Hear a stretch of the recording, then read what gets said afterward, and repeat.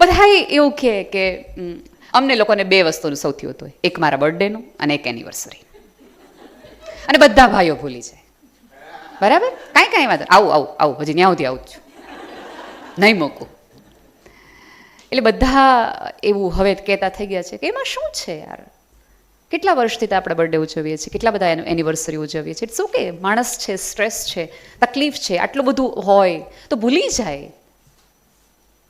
હા સાહેબ, 30, 35, 40, 45 વર્ષથી જે ઘરની સ્ત્રીએ તમારા મમ્મીની તિથિ યાદ રાખી હોય, તમારા ડાયાબિટીસની દવા યાદ રાખી હોય, તમને ક્યારે જમવું એ યાદ રાખ્યું હોય, તમારા મૂડ યાદ રાખ્યા હોય, એ સ્ત્રીના જિંદગીના 365 દિવસમાંથી 2 દિવસ તમે ન યાદ રાખી શકો? પ્લીઝ રિમાઇન્ડર મૂકી દો ને. અમે ક્યાં ના પાડીએ છીએ, પણ અમને ગમે કે તમને એ યાદ હતું. ચોક્કસ તમને જેટલો વસવસો છે ને આ લગ્નનો એટલો જ અમને છે. તોય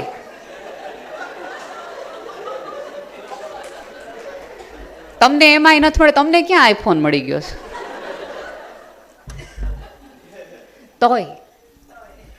તોય હજી શ્રદ્ધા છે કે આ સંબંધમાંથી કશુંક ઉગી નીકળશે.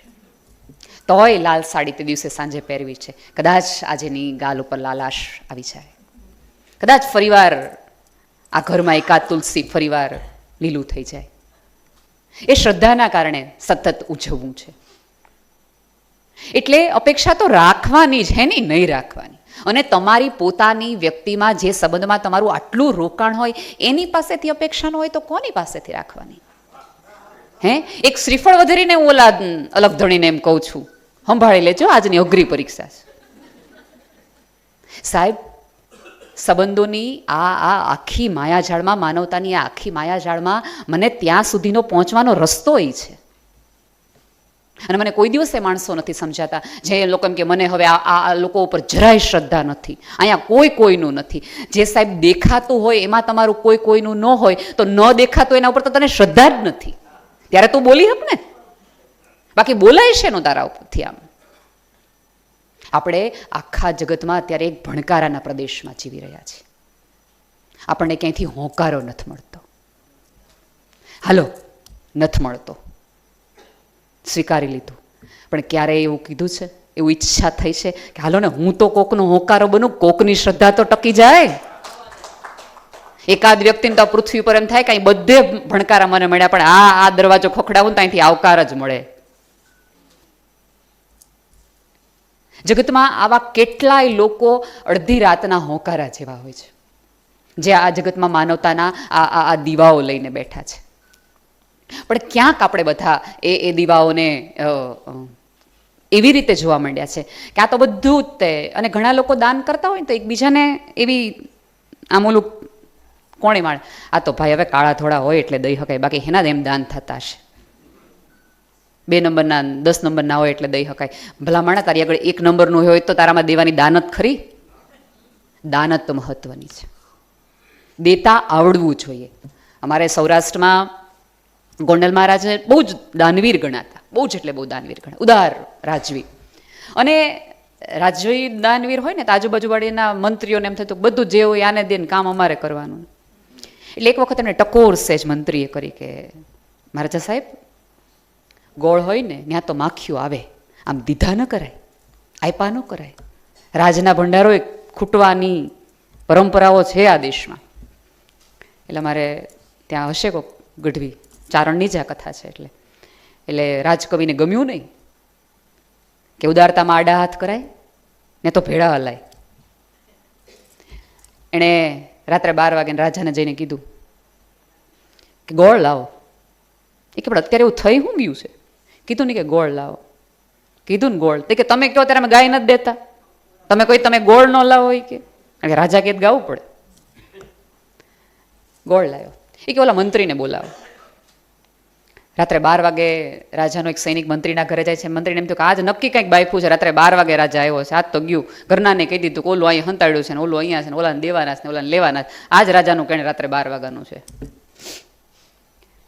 મંત્રીએ જોયું કે રાજકવિ બેઠા છે, રાજા બેઠા છે, ગોળ છે. પછી એ રાજકવિએ ઓલા મંત્રીને કીધું માખી લઈ આવો. ગોળ છે, દેનાર માણા બેઠો છે, માખી લઈ આવો. તો ઓલો મંત્રી એમ કે એનો એક સમય હોય માખી આવવાનો. તો રાજકવિ એ જ કે છે કે માણાનો સમય ખરાબ હોય ને ત્યારે એ ગોળ ઉપર બેઠે, બાકી સમય ખારો હોય ને તો ગોળ વચ્ચે મૂક્યો હોય ને તોય માખી નો આવે. દોસ્ત, એકાદ ડાયાલિસિસ ઓછું કરાવે છે, એનોય ક્યાંક સમય ખરાબ છે. બાકી કોને જીવવું ન ગમે? કોને? જ્યાં જ્યાં દઈ શકાય આપણે આ પૃથ્વી પર વહેંચવા, વિસ્તરવા અને વહેવાડા આવ્યા છીએ, બધું ભેગું કરવા નહીં. આપણે આ કોરોના કાળ દરમિયાન તમે જુઓ, તમે જોયું હારે લઈ જતા. અને આ શમશાનનો જે ચોકીદાર છે ને, એ ટોપ 3 નો ચોકીદાર કે મલ્ટીપ્લેક્સનો ચોકીદાર જેવું નથી. 500 રૂપિયા આપશો ને તો પાનની ઓલી પડી કે હારે લઈ જવા દેશે. તમને એક પાણીની બોટલે એ ચોકીદાર હારે નહીં લઈ જવા દે. ખુલ્લા હાથે તમારે સ્મૃતિ સિવાય તમને કાંઈ લઈ જવાનો અધિકાર નથી આ પૃથ્વી પરથી, સહેજ પણ નહીં. કેમ હજી નિકિતાબેન જીવે છે? આ પૃથ્વી પર જેમણે જેમણે હૃદયોમાં વસવાટ કર્યા છે ને, એ જ જીવી ગયા છે. ભલે આખી સભ્યતા અત્યારે ગાંધીને વાઇપ આઉટ કરવાની તૈયારીમાં છે, મરી જશે ને તોય નહીં કરી શકે. ગાંધીજી અહીંયા જીવે છે, નસે નસમાં લોકોમાં જીવે છે. એટલા માટે બહુ જ સહેલું છે આ પૃથ્વી પર. મને ક્યારેય સમજાણું જ નથી કે લોકો આટલા બધા તકલીફમાં, મૂંઝવણમાં, મૂંઝારામાં શું કામ છે. એટલા માટે કે પોતાની જાત સાથે ડેટ પર જવા માંડ્યા, પોતાની સાથે કેન્ડલ લાઇટ ડિનર લેવા માંડ્યા. તમને એટલું બધું, તમે તમારા જાતના પ્રેમીને એટલા બધા રૂપાળા હો ને એટલા બધા સારા હો, હું તો આવી જ છું, મેં જેસી હું એસે મુझे એક્સેપ્ટ કરો. વળી અત્યારે એક જનરેશન ચાલી રહી છે, બરાબર ને નેહલબેન? મિત્રતાની પણ લોકો એક એવી વ્યાખ્યા કરીશ કે હું જેવી છું એવી મને એક્સેપ્ટ કરો. સાચી વાત છે, એક્સેપ્ટ કરો. પછી જો કોઈ માણસ સુધારા માટે પ્રયત્ન કરે તો આપણને એમ થાય કે યાર આ નહીં પોસાય, આ નહીં કરવાનું. કેમ? સાહેબ, તમારા પોતાના હોય ને એને તમારા ખરાબ હોવાથી, ખોટા રસ્તા ઉપર જવાથી તકલીફ ને પીડા થાય. બાકી તાળી બજાવવાળા વાર શું છે? તુંય બિયર પી, હું પીવું, તુંય સિગરેટ પી, હું સિગરેટ પી. ના, હું કામ કોઈ પાડે? જેની પોતાની ચામડી ઉખડતી હોય ને એની ચીસ નીકળે. અને જે મિત્રોએ તમને પોતાની ચામડી સમજ્યા હોય ને એ ક્યારેક રોકે ને ટોકે. એ પતિ અને પત્ની એકબીજાને સંભાળે, આકાર આપે. ચોક્કસ એક્સેપ્ટ કરી લ્યો, પણ ધીમે ધીમે ધીમે ધીમે ધીમે ધીમે એને એક શેપ આપો. કારણ કે આ પૃથ્વી પર આપણે બનવા, સારા બનવા માટે આવ્યા છે. ઉપરવાળાને બનાવવા હાટું નથી આવ્યા. ઇન્કમ ટેક્સમાંથી આપણે બનાવી શકીએ, સીસીટીવી કેમેરાને ચૂકાવી શકીએ. એ કેમેરામાં હજી સુધી કોઈ સભ્યતામાંથી પસાર નથી થયો કે જે ન કહી શકે, જેનો હિસાબ લઈ શકે.